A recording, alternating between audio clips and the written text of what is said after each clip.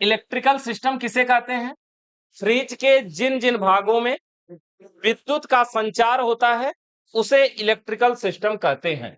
Electrical system का मतलब जिसमें पावर दिया जाता है, जो लाइट से काम करती है, जैसे कोई मोटर हुआ, जैसे कोई बल्ब हुआ, तो ये सब इलेक्ट्रिकल सिस्टम के अंतर्गत आते हैं जो पावर से काम करते हैं। इलेक्ट्रिकल सिस्टम के भाग जो फ्रिज में प्रयोग किए जाते हैं वो टोटल यहाँ पे 7 दिखाई दे रहे हैं, जिसमें सबसे पहला भाग एक होता है कंप्रेसर। सबसे पहला भाग है कंप्रेसर। कंप्रेसर मैकेनिकल भागों में भी था और इलेक्ट्रिकल भाग में भी है। मैकेनिकल में इसलिए क्योंकि इसमें गैस का संचार होता है, और इलेक्ट्रिकल में इसलिए क्योंकि इसमें मोटर है, इसलिए पावर दिया जाता है, तो इलेक्ट्रिकल सिस्टम है। तो कंप्रेसर एक ऐसा भाग है जो मैकेनिकल और इलेक्ट्रिकल दोनों है। इसमें दूसरा भाग इसमें है करंट रिले। करंट रिले यानी इसके अंदर एक रिले लगा होता है। तीसरा भाग इसमें है थर्मोस्टेट, यानी कि इसमें थर्मोस्टेट भी होता है, थर्मोस्टेट। और चौथा भाग इसमें क्या है? डोर स्विच, ओएलपी है पहले, ओएलपी। और उसके बाद पांचवा डोर स्विच, और छठवां है बल्ब, और सातवां है कैपेसिटर, जो कि कभी कभी प्रयोग किया जाता है, बहुत कम प्रयोग किया जाता है, लेकिन कभी कभी प्रयोग किया जाता है। तो ये हो गया कैपेसिटर। टोटल टोटल 7 इलेक्ट्रिकल भाग होते हैं, जिसमें compressor, current relay, thermostat, OLP, door switch, bulb और कैपेसिटर। ये 7 ऐसे भाग हैं जिसमें विद्युत का संचार होता है, मतलब जिसमें पावर का संचार होता है, जो लाइट से काम करते हैं। तो इलेक्ट्रिकल सिस्टम में सबसे पहले किसी एक भाग को समझते हैं। पहला भाग क्या है? कंप्रेसर। कंप्रेसर क्या होता है? एक प्रकार का मोटर होता है। हमने ये समझ लिया कि इसमें 3 लाइनें होती है। कौन कौन सी लाइनें होती हैं? Suction, discharge, charging. तो ये मैकेनिकल की बात है, लेकिन इसमें 3 पिनें भी होती हैं। इन तीनों पिनों को क्या बोलते हैं? कॉमन, रनिंग और स्टार्टिंग। ये 3 पिनें हैं जो कॉमन, रनिंग और स्टार्टिंग के नाम से जानी जाती हैं। और तीनों पिनों को अगर मिला दिया जाए तो इस पॉइंट को बोलते हैं टर्मिनल। यानी टर्मिनल पॉइंट है ये, जिसमें हम कनेक्शन करते हैं, जिसमें हम सप्लाई देते हैं, वो टर्मिनल पॉइंट के नाम से जाना जाता है। तो कॉमन, रनिंग, स्टार्टिंग है, और कॉमन, रनिंग को स्टार्टिंग को मिला करके इसे टर्मिनल बोलते हैं। ये कॉमन, रनिंग, स्टार्टिंग सभी मोटरों से कॉमन, रनिंग, स्टार्टिंग ही तो निकलते हैं ना। कोई भी मोटर हो, चाहे पंखा का मोटर हो, चाहे फराटा पंखा हो, सीलिंग फैन हो, सभी मोटरों से 3 ही तार निकलते हैं, नहीं तो 4 निकलते हैं। तो 2 रनिंग 2 स्टार्टिंग के होते हैं। जब कॉमन अंदर बना लेते हैं तो फिर 3 बन जाते हैं, फिर वो कॉमन, रनिंग, स्टार्टिंग के रह जाते हैं। तो ये वही कॉमन, रनिंग, स्टार्टिंग है जो इसके अंदर मोटर है। अब ये जो कंप्रेसर मोटर है, अगर इसको कभी चालू करना पड़े, चलाना पड़े, तो ये थोड़ा नॉर्मल तरीके से भी चल जाता है। एक चीज को समझते हैं, सबसे पहले कॉमन है, इसमें रनिंग है और स्टार्टिंग है। इसमें 3 पिने हैं। जिस प्रकार से किसी पंखा के मोटर में हम कॉमन, रनिंग, स्टार्टिंग चेक करते हैं, ठीक उसी प्रकार से इसको भी चेक कर सकते हैं। और लेकिन इसको चेक करने के लिए सीरीज से न चेक करके मल्टीमीटर से चेक करना चाहिए, क्योंकि इसमें जो दोनों में डिफरेंट होता है वो बहुत थोड़ा थोड़ा का होता है। सीरीज बल्ब में जो डिफरेंट आएगा वो बहुत कम आएगा, आप आंखें उसको पहचान नहीं पाएंगे, हम उसको समझ नहीं पाएंगे। इसलिए मल्टीमीटर से चेक करेंगे तो करेक्ट नंबर बताएगा, और नंबर के हिसाब से हम समझ पाएंगे कि कौन सा कॉमन है, कौन सा रनिंग है, कौन सा स्टार्टिंग है। चेक करने का सिंपल सा तरीका यही है कि तीनों पिनों को बारी बारी से चेक करेंगे। जिन 2 पिनों का मान सबसे अधिक होगा, उन दोनों पिनों को छोड़कर बचा हुआ तीसरा पिन किसका होगा? कॉमन का होगा। और फिर कॉमन पर रख करके बाकी के 2 को चेक करेंगे। जिसका मान कम होगा वो किसका होगा? रनिंग का। और जिसका मान ज्यादा होगा वो किसका होगा? स्टार्टिंग का होगा। ये तो पहचान है, ऐसे तो हम चेक कर सकते हैं, लेकिन नहीं चेक करना चाहते तो भी इसमें मान कंफर्म होता है। कॉमन जो होता है वो सबसे ऊपर ऐसे इस तरह से अकेले रहेगा। कॉमन, रनिंग, स्टार्टिंग जो कंप्रेसर की पिनें होती हैं वो ऐसे भी होती हैं, यानी उसमें कॉमन की पिन देखिए नीचे की साइड में है, ऐसे भी होती हैं। या फिर कॉमन ऊपर रहेगा या फिर कॉमन सबसे नीचे रहेगा, इस तरह से, यानी जो अकेली पिन है वही कॉमन है। उसके बाद रनिंग और स्टार्टिंग की बात करें तो रनिंग हमेशा राइट साइड में होता है। Right side running, right side running, दाहिने साइड में रनिंग होता है। इसमें भी राइट साइड में रनिंग है, इसमें भी राइट साइड में ही रनिंग होता है। यानी पिन चाहे उल्टा हो चाहे सीधा हो, लेकिन जो रनिंग की पिन होती है वो हमारे फ्रिज वाले कंप्रेसर में हमेशा रनिंग दाहिने साइड में ही होता है। और बाएं साइड में हम स्टार्टिंग में सप्लाई जोड़ते हैं, यानी जो हमारी सप्लाई जोड़ी जाती है वो हमेशा राइट साइड में जोड़ी जाती है। मतलब ये हुआ, अगर इस कंप्रेसर को हमें चलाना है तो देखिए ऐसे न्यूट्रल और फेस की सप्लाई लिया, एक तार को यहां पर लिया, और इसको सप्लाई में से देखें, जैसे ये न्यूट्रल है, इसको लेके गए और ले जा करके इसको कॉमन में जोड़ दिया। और जो फेस है इसको लेके जाएंगे रनिंग में जोड़ेंगे और रनिंग से स्टार्टिंग में एक तार लेकर के खाली ऐसे शार्ट मार देंगे। जैसे ही शार्ट मारेंगे ये कंप्रेसर मोटर स्टार्ट हो जाएगा। इस कंप्रेसर मोटर का चलाने का तरीका यही होता है कि एक साइड में हमें शार्ट मारना होता है। फिर से हम यहां से दूसरे कंप्रेसर बना के समझते हैं। इसमें देखिए जैसे इस प्रकार का ये कंप्रेसर है। कंप्रेसर में 3 पिने हैं, कॉमन है, रनिंग है, स्टार्टिंग है। और ये भी एक कंप्रेसर ही है और इसमें भी 3 पिने हैं, कॉमन है और ऐसे ही कॉमन है, रनिंग है और स्टार्टिंग है, ऐसे ही 3 पिने। दोनों कंप्रेसरों की पिनों में डिफरेंट है ना, पिनों में केवल डिफरेंट है और कोई डिफरेंट नहीं है। इसमें कॉमन ऊपर है और उसमें कॉमन नीचे है, बस यही फर्क है। लेकिन रनिंग हमेशा दाहिने है। ऊपर वाला कॉमन वाला कंप्रेसर हो चाहे नीचे वाला कॉमन वाला कंप्रेसर हो, हमेशा रनिंग हमारे दाहिने बनाया गया। इसमें भी दाहिने बनाए, इसमें भी दाहिने बनाए ना, नहीं तो अगर पलट के उल्टा होता तो इसमें भी उल्टा आ जाता।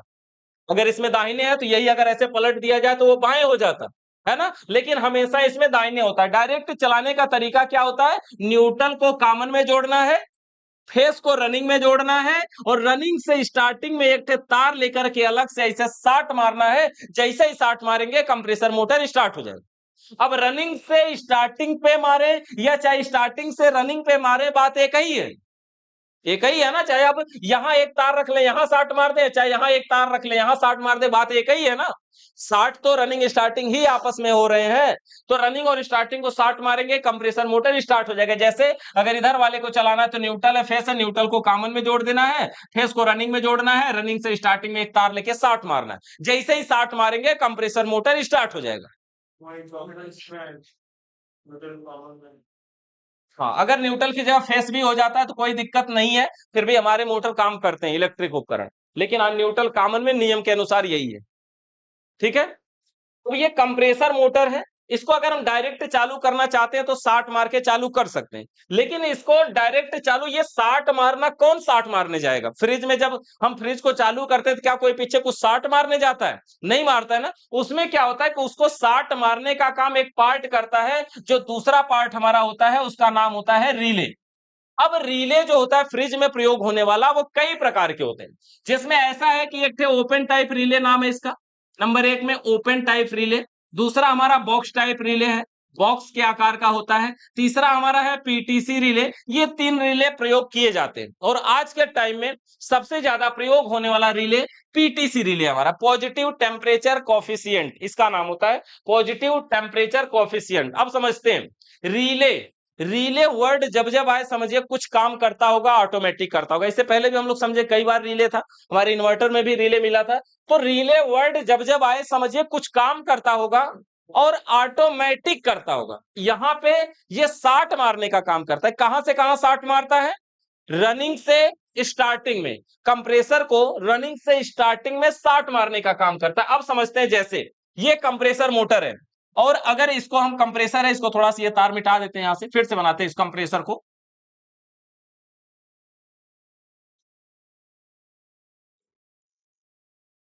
जैसे ये कंप्रेसर मोटर है, इसमें कॉमन है, रनिंग है, स्टार्टिंग है। और रिले जो होगा कुछ इस प्रकार का, देखिए ये रिले है ऐसे, ये open type relay. Open type relay इसका नाम इसलिए पड़ा ना क्योंकि ऊपर से इसकी बाइंडिंग दिखाई देती है, ऐसे इसमें तार लपेटे गए होते हैं, इस तरह से इसमें ऐसे तार लपेटे गए होते हैं, ये कॉपर के होते हैं। और इसकी जो बाइंडिंग है, ये जो तार लपेटे हुए तार होते हैं, ये ऊपर से दिखाई देते हैं कि हाँ इसमें तार लपेटा गया है, और ये तार ऊपर से दिखाई देते हैं। अब होता है कि इसमें 2 ठे सुराख बना होता है, ये 2 ठे छिद्र बना होता है। ये जो छिद्र होता है, एक ठे रनिंग के लिए होता है, एक ठे स्टार्टिंग के लिए होता है। मतलब इसको अगर यहां खोस दिया जाए तो ये रनिंग और स्टार्टिंग को कवर कर लेगा, इन्हीं दोनों पिनों में ये लग जाता है। और यहां पर इसमें एक पॉइंट निकलता है, जिस पॉइंट को हम बोलते हैं पोल पॉइंट, जिसमें हम सप्लाई देते हैं। और ये रनिंग में इसका एक पत्ती डायरेक्ट टच होती है और रनिंग से स्टार्टिंग में इसके अंदर एक पत्ती लगी होती है, जिस पत्ती का नाम होता है प्लंजर पत्ती। रनिंग से स्टार्टिंग में एक पत्ती लगी होती है, जिस पत्ती का नाम होता है प्लंजर पत्ती। और होता क्या है, अगर अब इसमें हमें सप्लाई देना हो तो न्यूट्रल को कॉमन में और फेस को इस पोल पॉइंट में दे और ये पिन को कंप्रेसर में खोस दे इस रिले को, और जैसे ही सप्लाई देंगे, ये जो बाइंडिंग है इसकी वजह से इसमें मैग्नेट बनता है, और मैग्नेट बनेगा तो ये जो प्लंजर नाम की पत्ती है नीचे, ये जाएगी रनिंग से स्टार्टिंग में शार्ट मारेगी, और जैसे ही शार्ट मारेगी मोटर स्टार्ट हो जाएगा, और मोटर स्टार्ट होने के बाद ये पत्ती फिर से नीचे आ जाएगी और नीचे आएगी, मोटर चलता रहेगा। समझ रहे हैं? ये कौन सा रिले है? Open type relay. Open type relay क्यों बोलते हैं? क्योंकि इसकी बाइंडिंग ऊपर से दिखाई देती है, इसलिए इसे ओपन टाइप रिले के नाम से जानते हैं। ठीक है, ये open type relay. Open type relay में कौन सी पत्ती लगी होती है जो शार्ट मारती है? प्लंजर नाम की पत्ती लगी होती है। कौन सी? प्लंजर नाम की पत्ती लगी होती है, जो रनिंग से स्टार्टिंग में शार्ट मारने का काम करती है। तो इस तरह से हमें स्टार्ट करना है। ये हमारा ओपन टाइप रिले। इसी प्रकार से और भी रिले होते हैं। दूसरा इसमें है box type relay. Box type relay का मतलब देखने में ही बॉक्स के आकार का होगा। वैसे इस रिले का प्रयोग अब नहीं किया जाता है, आगे हम इसको दिखाते हैं आपको। वैसे ये देखने में बॉक्स के आकार का होगा। और ये जो बॉक्स टाइप रिले होता है ना, ये और भी आसान होता है। इसको समझना या इसको काम कैसे करता है, ये और भी आसान होता है। जैसे ये कंप्रेसर मोटर है, इसमें 3 पिने हैं, कॉमन है, रनिंग है और स्टार्टिंग है। और ये जो बॉक्स टाइप रिले होता है, देखने में बॉक्स के आकार का इसी तरह से रहेगा। तार जोड़ने के लिए जो पिने होती है इसमें इस प्रकार से होती है। इस पे लिखा होता है, एक पे L2 और एक पे लिखा होता है L1। इसमें 3 थे छिद्र बने होते हैं, जो कॉमन होता है, रनिंग होता है, स्टार्टिंग होता है। और तीनों छिद्रों में इसमें क्या करना होता है? न्यूट्रल और फेस की सप्लाई होती है। न्यूट्रल को L2 में और फेस को L1 में जोड़ दीजिए और इसको उठा के खाली सीधा इसके बराबर में खोस दीजिए और ये मोटर चालू हो जाए। मतलब इसमें कुछ भी नहीं देखना है, रिले वगैरह कैसे जोड़ना है, कुछ नहीं। खाली एक में समझिए कि सप्लाई जोड़ने के लिए 2 पॉइंट मिल जाते हैं और 3 थे सुराख इसमें होता ही है। कंप्रेसर पे खोस दिया जाए तो कंप्रेसर हमारा चालू हो जाएगा सप्लाई देते ही।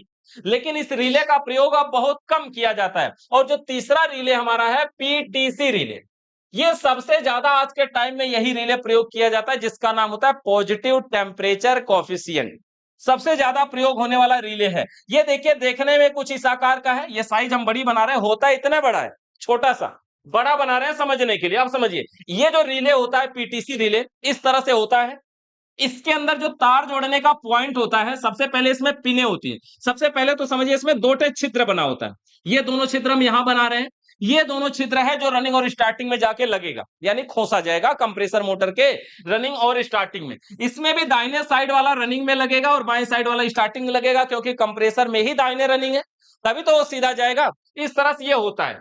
अब ये जो रिले है पीटीसी, ये रिले 1 पिन का, 2 पिन का, 3 पिन का या फिर 4 पिन का, सभी में आता है। मतलब 1 पिन का भी रिले हो सकता है, 2 पिन का भी हो सकता है, 3 पिन का भी हो सकता है, 4 पिन का भी हो सकता है। तो होता क्या है इसमें पिनों में, पहले समझते हैं। जैसे मान लीजिए इसमें यहाँ पे पिन है, ये पिन है 1 पिन। सबसे पहले समझते हैं, इसमें एक ही पिन है, 1 पिन है यहाँ पे, और वो भी दाहिने साइड में पिन है, एक ही पिन है, वो भी दाहिने साइड में। इसको समझिए, जैसे ये कंप्रेसर मोटर है, तो कंप्रेसर में जो पिने हैं, कॉमन है, रनिंग है, स्टार्टिंग। कॉमन यहाँ है, रनिंग यहाँ, यहाँ स्टार्टिंग, इस तरह से है। अगर इसको लगाना है ये वाला रिले, तो ये 2 सुराख है, ये दोनों सुराख रनिंग और स्टार्टिंग पे चले जाएंगे। और एक पिन है इसमें जिसमें हम सप्लाई जोड़ेंगे। तो फेस की सप्लाई यहां जोड़े तो इसका संपर्क इसी पिन से होता है, मतलब ये सही है, मतलब ये रनिंग में जाएगा, जाएगा। लेकिन अगर ये कंप्रेसर मोटर मान लीजिए कि ऐसा होता जिसका ये कॉमन नीचे की साइड में, जिसका कॉमन नीचे की साइड में, और अगर यही वाला रिले, इसी तरह का रिले, अगर ये दाहिने साइड में पिन है और ये 2 सुराख हैं, इसमें लगाना चाहें, इसमें लगाएंगे, तो ये हो जाएगा कि अगर इस रिले को इसमें ऐसे खोसेंगे तो खोसाएगा नहीं। इसमें लगाने के लिए इस रिले को ऐसे पलटना पड़ेगा। मतलब देखिए, ये सुराख एक साइड में है, नीचे का एरिया ये इतनी बड़ी है ना, अभी अगर यहां लगाएंगे तो ये कॉमन इसको लगने नहीं देगा। इन दोनों पे बीच में पिन निकली है, इसको हमें उठाना पड़ेगा, इसे पलटना पड़ेगा। और जब हम इसको ऐसे पलटेंगे तो जो हमें सप्लाई देनी है दाहिने साइड में, ये दाहिने साइड की जो पिन है वो दाहिने नहीं रह जाएगी, वो बाएं हो जाएगी। यही होगा ना, दाहिने साइड में ये पिन नहीं रह जाएगी, ये बाएं साइड में हो जाएगी जब पलट दिया जाएगा। यानी ये वाला रिले इस कंप्रेसर में नहीं लग सकता। ये वाला जो दाहिने साइड पिन वाला रिले है, वो सिर्फ इसी वाले कंप्रेसर में लग सकता है, जिसका कॉमन ऊपर हो और रनिंग दाहिने नीचे हो।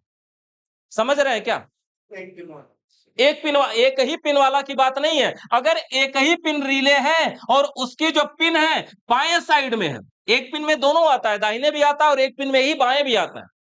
अगर एक पिन दाहिने वाला है तो समझिए इसी में लगेगा, और एक पिन है बाएं है, जैसे अगर यहां पिन नहीं होती, इसमें अगर यहां पिन होती और यहां नहीं होती पिन, तो क्या ये रिले इसमें लग सकता है? नहीं लग सकता, क्योंकि सप्लाई जब फेस की देंगे ना तो वो फेस की सप्लाई स्टार्टिंग में पहुंचेगी, जबकि हमें सप्लाई रनिंग में पहुंचाना है, यही ना। तो इसलिए ये वाला रिले यहां नहीं लग सकता। तो एक पिन वाला है लेकिन वो दाहिने होना चाहिए, एक पिन वाला है लेकिन वो दाहिने होना चाहिए, इस तरह से। देखिए जैसे यहां पे दाहिने साइड में फेस की सप्लाई यहां दिया, ये मोटर चालू हो गया, इसमें बाएं साइड में हमने बनाया। अगर इस रिले को इस कंप्रेसर के साथ लगाना हो तो अब लग जाएगा, क्योंकि जब ये रिले ऐसे पलटा जाएगा ना, ऐसे खोसा जाएगा, तो ये जो पिन है वो दाहिने मिलेगी। जैसे इस तरह से उठा के लगाएंगे तो वो पिन दाहिने पड़ेगी, दाहिने पड़ेगी ना, दाहिने पड़ेगी, तब हमारी सप्लाई कुल मिला के रनिंग में जानी चाहिए। हमारा जो फेस है, जो हम सप्लाई दे रहे हैं, वो रनिंग में जाना चाहिए। इसलिए ये सिंगल पिन, अगर मान लीजिए हमारे पास 2 पिन का रिले है, तो इस रिले को हम इसमें भी लगा सकते हैं, इसमें भी लगा सकते हैं। अगर मान लीजिए इसको हम यहां पे इस कंप्रेसर के साथ लगाएंगे तो हमारी फेस की सप्लाई इसमें खोसी जाएगी, और जब हम इस रिले के साथ लगाएंगे तो ये इसे पलट जाएगा, और जब ये पलट जाएगा तो ये जो रनिंग स्टार्टिंग लिखा था ये रनिंग बन जाएगा, ये स्टार्टिंग बन जाएगा, क्योंकि ऐसे हो जाएगा। तो फिर हमारी सप्लाई इसमें दिया जाएगा, यानी दोनों पिन हमारी है, यानी 2 पिन का रिले है दाहिने और बाएं, तो उसको किसी भी कंप्रेसर में लगाया जा सकता है। समझ रहे हैं क्या? कुल मिला के बात ये है ना कि जो रिले है, जब हम उसमें तार खोसेंगे तो हमें दाहिने खोसना है, और दाहिने हम तभी खोस पाएंगे जब दाहिने पिन रहेगी। अगर दाहिने पिन ही नहीं है तो हम खोसेंगे कहां तार को? सीधी बात है ना। अगर दाहिने साइड में पिन ही नहीं रहेगी तो हम लगाएंगे कहां तार को? तो हमें तार हमेशा दाहिने लगाना है। अगर हमारे पास 2 पिन वाला रिले है जो दाहिने बाएं पिन है, अगर ऐसा रिले है तो हम इसको किसी भी कंप्रेसर में लगा सकते हैं, ठीक है। अब दूसरी बात कि अगर इसी रिले के साथ हमें कैपेसिटर लगाने की जरूरत पड़े तो कंप्रेसर मोटर के साथ कैपेसिटर का भी प्रयोग कभी कभी किया जाता है। तो कैपेसिटर कोई भी पंखा के हिसाब से ही सोचते हैं कि जो पंखा हमारा होता है उसमें जो कैपेसिटर हम जोड़ते हैं, तो कैपेसिटर का दोनों तार कहां जोड़ते हैं? रनिंग और स्टार्टिंग में। ठीक उसी प्रकार से इसमें भी कैपेसिटर में कैपेसिटर के 2 तार होंगे और उसको इसी रनिंग स्टार्टिंग में जोड़ना है, लेकिन इसमें कहीं तार में तार को बांधना नहीं है, तार को कहीं काटना नहीं है, तो जोड़ना कहां है? इसी कंप्रेसर, इसी रिले में पिन और बढ़ जाएगी। अब जैसे मान लीजिए ये वाला रिले है, मान लीजिए हमारे पास ये 2 पिन वाला रिले है, ठीक है, और ये कंप्रेसर हमारा, ये यहां पे एक कंप्रेसर बनाते हैं, ये जैसे हमारे पास कंप्रेसर है, इसमें कॉमन यहां है, रनिंग है, और ये स्टार्टिंग है, और रिले हमारे पास ऐसे 2 पिन वाला है, 2 पिन का रिले है, और ये दोनों छिद्र है, ये दोनों लग जाएगा एक दूसरे में। जब हम कनेक्शन करेंगे तो न्यूट्रल को कॉमन में और फेस को यहां पिन वाले में जोड़ेंगे, यही ना जोड़ेंगे, न्यूट्रल को कॉमन में और फेस को यहां पिन में जोड़ेंगे। अब यहां पे जैसे ही जोड़ेंगे तो हमें एक पिन जो है वो खाली रह जाएगी, इसमें कोई तार जुड़ा है क्या? खाली रहेगा ना। और अगर इस रिले को हम उल्टा वाले में प्रयोग करते हैं तो फिर दाहिने वाला खाली रहेगा। कुल मिला के अगर 2 पिन वाला रिले है तो एक पिन उसकी खाली रहेगी। अब यहां पर हम 3 पिन वाला रिले लगाते हैं, 3 पिन वाला रिले, देखिए यहां पे जैसे यहां पे हम 3 पिन वाला रिले लगाते हैं। अगर 3 पिन है ऐसे इस तरह से, तो अगर हमें कैपेसिटर लगाना है 3 पिन में और 4 पिन में होता क्या है, थोड़ा सा ये समझिए पहले। जैसे देखिए अगर 3 पिन रिले है या फिर 4 पिन रिले, 4 पिन अगर रिले है तो इसमें होता क्या है, एक तरफ की दोनों पिनें एक ही होती हैं और दूसरी तरफ की दोनों पिनें भी एक ही होती हैं। एक तरफ की दोनों पिनें एक ही हैं और दूसरी तरफ की दोनों पिनें भी एक ही होती हैं। ये रिले है। और इसके अंदर होता क्या है कि इसके अंदर बीच में एक सिरेमिक डिस्क लगा होता है, बीच में एक सिरेमिक डिस्क लगा होता है। ये बैटरी जैसा होता है, सेल जैसा होता है, और ये सिरेमिक डिस्क के जरिए ये दोनों एक दूसरे से ऐसे कनेक्ट होते हैं। सिरेमिक डिस्क के जरिए सप्लाई यहां से यहां भी आती है। सिरेमिक डिस्क एक ऐसी धातु होती है जो नॉर्मल अवस्था में कंटिन्यूटी चेक किया जाए तो वीप की आवाज आती है मल्टीमीटर, मतलब डायरेक्ट शॉर्ट करवाती है 2 पॉइंटों को। लेकिन जब ये गर्म होती है तो शॉर्ट नहीं करवाती है, सप्लाई को कट कर देती है। मतलब यह ऐसी चीज है, एक सेल है, एक बैटरी है, सिरेमिक डिस्क नाम है इसका। ऐसी चीज है कि नॉर्मल अवस्था में अगर सीरीज का 2 तार लें और एक तार को एक तरफ रखें, दूसरे तार को दूसरे तरफ रखें, तो सीरीज का बल्ब जलता है। लेकिन अगर थोड़ी देर जलने दे तो इसमें से जब सप्लाई क्रॉस करेगी तो यह गर्म होता है। और जब ये गर्म होता है तो गर्म होकर के सप्लाई कट कर देता है तो सप्लाई वहां से आगे फिर नहीं जा पाती। और कब तक नहीं जाती? जब तक ये दोबारा ठंडा ना हो जाए तब तक नहीं जाती।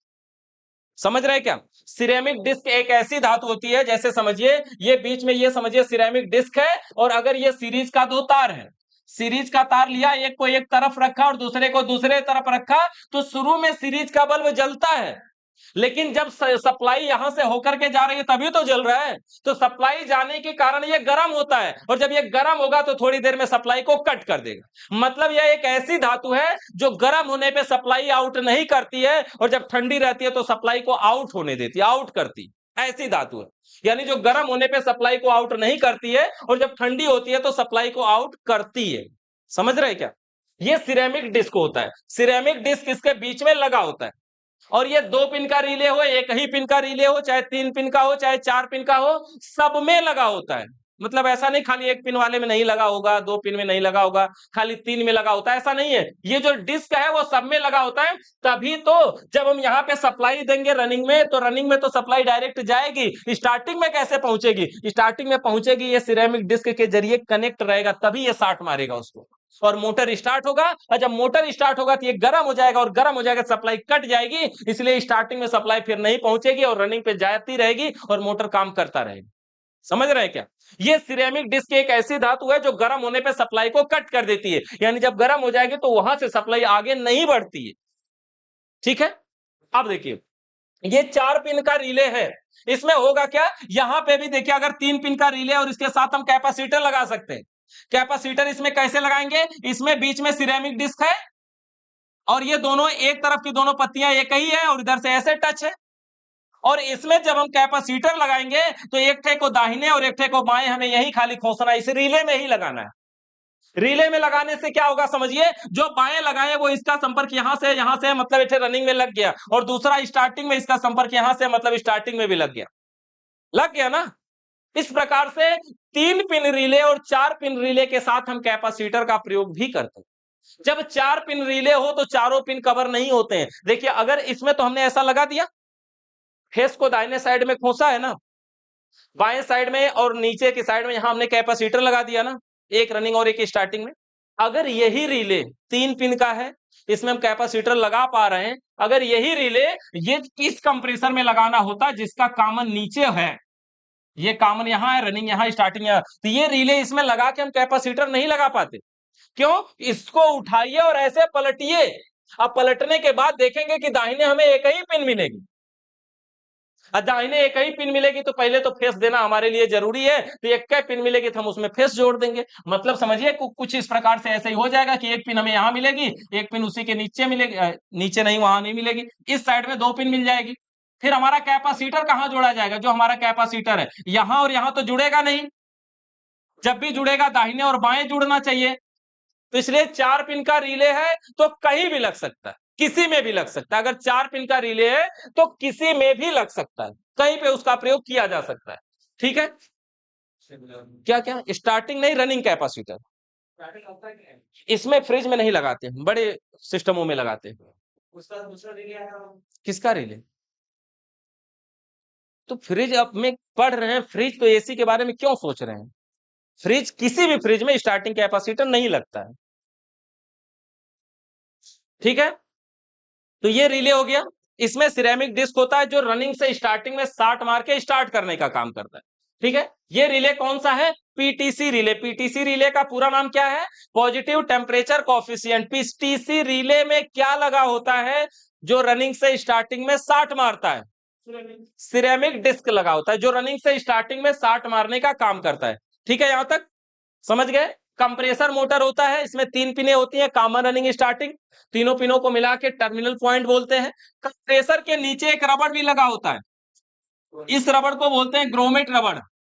ग्रोमेट ग्रोमेट रबड़, ये रबड़ क्यों लगता है? क्योंकि कंप्रेसर वाइब्रेट ना करे, आवाज ना करे, शोर ना करे, इधर उधर सरके ना, फ्रिज रखे इधर तो सरक के आगे बढ़ रहा हूं, ये सब नहीं होना चाहिए, इसलिए इसमें ग्रोमेट रबड़ का भी प्रयोग किया जाता है। 3 पिने हैं, कॉमन रनिंग स्टार्टिंग, है ना। रनिंग हमेशा दाहिने साइड में है, मतलब हमारी जो सप्लाई है वो हमेशा दाहिने साइड में ही हमें देनी है।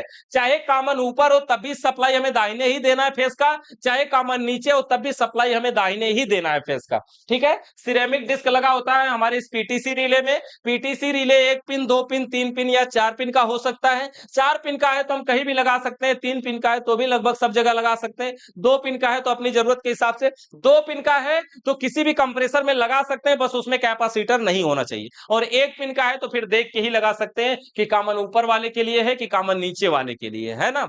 मतलब कुल मिला के सप्लाई हमें दाहिने जोड़ना है, दाहिने हमारे पास पिन होना चाहिए तभी तो हम सप्लाई को जोड़ेंगे दाहिने। तो इस प्रकार से हमारी जुड़ना चाहिए। अब देखिए रिले को एक बार यहाँ पे थोड़ा सा लिखा है, इसको भी पढ़ के समझते हैं। देखिए सबसे पहले इसमें क्या है, open type relay. Open type relay की सभी बाइंडिंग ऊपर से दिखाई देती है, देखने में ऐसा है, और सभी दिखाई देते हैं, और इसमें सप्लाई देने के लिए, सप्लाई को इन कराने के लिए,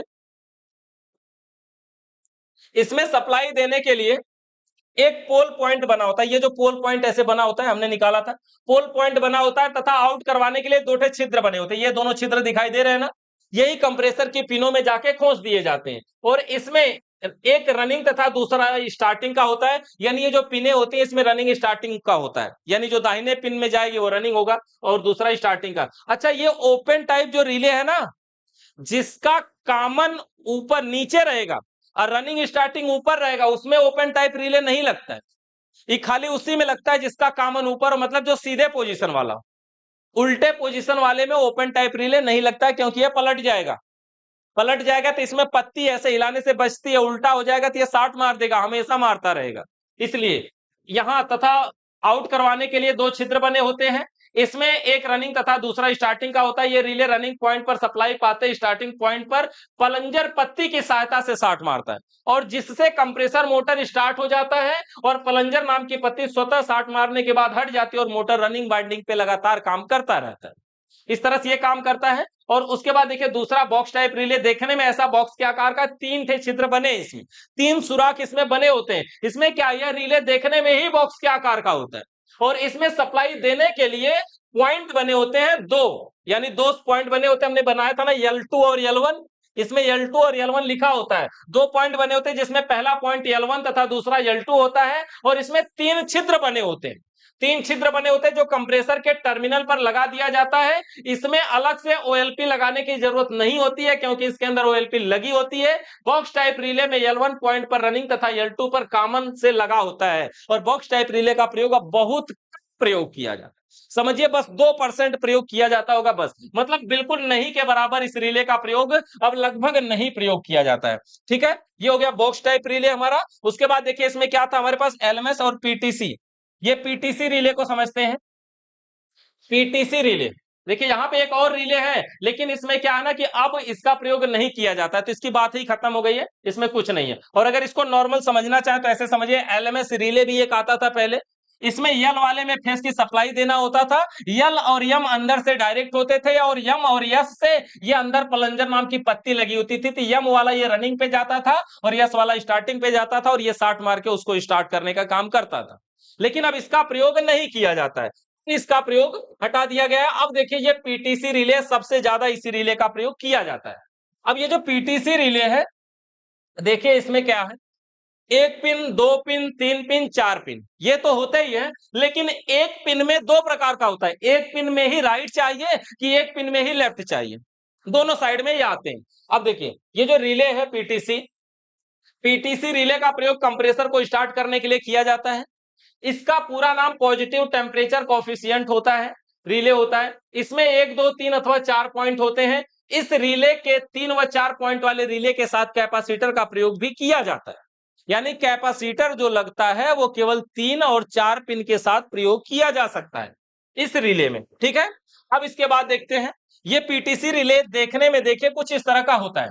देखने में ये इस तरह का होता है, देखिए जैसे इसके अंदर ये छोटा है ना, यहाँ पे एक पिन है, एक पिन यहाँ पे है, एक पिन यहाँ पे है, 3 पिन का दिखाई दे रहा है, ये सिंगल पिन का दिखाई दे रहा है ना, ये डबल पिन का दिखाई दे रहा है, ये भी देखिए एक पिन का दिखाई दे रहा है। इसके छिद्र देखिए यहाँ है, यही वो दोनों छिद्र हैं जो कंप्रेसर में लगा के खोसे जाएंगे।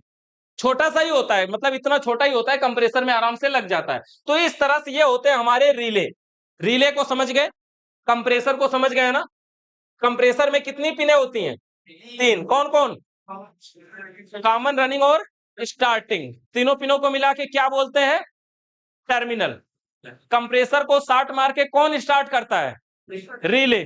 कौन स्टार्ट करता है? रिले। कंप्रेसर के कॉमन ऊपर भी हो सकता है, नीचे भी हो सकता है। रनिंग किधर होता है? दाहिने साइड में, हमेशा रनिंग दाहिने साइड में होता है ना। रिले में हमारा ओपन टाइप रिले कैसा होता है? इसकी बाइंडिंग ऊपर से दिखाई देती है, इसलिए इसे ओपन टाइप रिले के नाम से जाना जाता है। बॉक्स टाइप देखने में बॉक्स के आकार का होता है, इसका प्रयोग अब लगभग नहीं के बराबर होता है। सबसे ज्यादा प्रयोग जो होता है वो पीटीसी रिले होता है। पीटीसी का पूरा नाम क्या है? Positive temperature coefficient. Positive temperature coefficient. PTC relay कितने पिनों के आते हैं?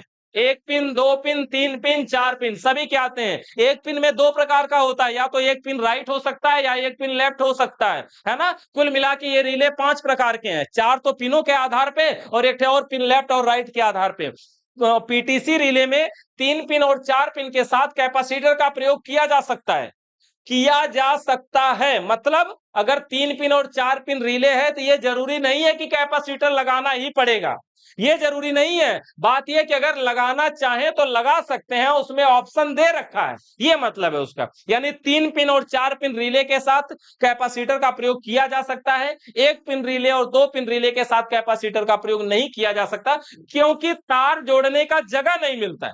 फिर भी अगर जुगाड़ से लगाना चाहे, तार छील उल के अपने हिसाब से सोचे तो लगा लेंगे, तो कोई दिक्कत नहीं, लग भी जाएगा और चलने को चलेगा भी, कोई दिक्कत नहीं होगा। लेकिन लगाया नहीं जाता है, क्योंकि पिनों में, एसी और फ्रिज के सिस्टम में ना, तार में तार को बांध के कहीं टेप नहीं मारा जाता। हर जगह थिम्बल पे होता है, हर जगह तार खोसने की जरूरत पड़ती है। कहीं भी तार में तार को जोड़ेंगे तो स्पार्क वगैरह करने का चांस ज्यादा होता है। थिम्बल लगा के बढ़िया से खोस के दबा दीजिए उसको, बढ़िया से वो पकड़ता है। ठीक है, तो ये हो गया रिले और कंप्रेसर। कंप्रेसर को शार्ट मार के स्टार्ट करने का काम रिले करता है। सबसे ज्यादा हम पीटीसी रिले का प्रयोग करते हैं। पीटीसी रिले में क्या लगा होता है जो शार्ट मारने का काम करता है? सिरेमिक डिस्क लगा होता है। कहां से कहां शार्ट मारता है? रनिंग से स्टार्टिंग में, या फिर स्टार्टिंग से रनिंग में, बोले बात एक ही है ना। Ceramic disc. अगर इस रिले को चेक करने का भी तरीका भी हमारा यही होता है कि जो इसके रनिंग और स्टार्टिंग के दोनों छिद्र होते हैं ना, अगर सीरीज का 2 तार लें और एक तार को इसके स्टार्टिंग में, एक तार को रनिंग में डालें, और शुरू में सीरीज का बल्ब जलना चाहिए, 2-4 मिनट इंतजार करेंगे, धीरे धीरे देखेंगे सीरीज का बल्ब बंद हो जाएगा। बंद हो जाएगा, उसके बाद बल्ब को निकाल लेंगे इसमें से। निकालने के बाद थोड़ी देर बाद ठंडा होगा, ठंडा होगा, फिर लगाएंगे दोनों पिनों में, देखेंगे कि अब बल्ब जलेगा। इससे क्या पता चलता है कि जब इसमें सप्लाई जा रही थी तो सिरेमिक डिस्क गर्म हो रही थी, और गर्म हो रही है तो सप्लाई कट कर रही है, मतलब ये रिले हमारा सही है। यही है ना। तो ये हमारा है सिरेमिक डिस्क वाला रिले। अब दूसरा, तीसरा इलेक्ट्रिक पार्ट में हमारा है थर्मोस्टेट। तीसरा में क्या है? थर्मोस्टेट। थर्मोस्टेट। थर्मोस्टेट। थर्मोस्टेट ऐसे पूरा लिखे तो थर्मोस्टेट स्विच। थर्मोस्टेट एक प्रकार की स्विच है।